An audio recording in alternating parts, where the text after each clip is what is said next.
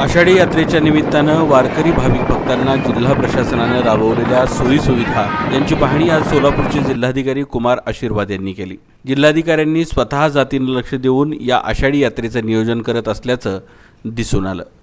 जिल्हाधिकारी कुमार आशीर्वाद यांनी रिद्धी सिद्धी या ठिकाणी असलेल्या दर्शन रांगेची पाहणी केली। त्याचप्रमाणे तिथं असलेल्या सुलभ शौचालय, मोफत पाणी आणि वैद्यकीय उपचार यंत्रणा या सुविधांकडे जातीनं लक्ष देऊन त्यात काहीही कमी पडणार नाही अशा सूचना दिल्या। याशिवाय या सर्व सुविधांचा लाभ वारकरी भक्तांनी घ्यावा असं आवाहन सुद्धा त्यांनी केलं।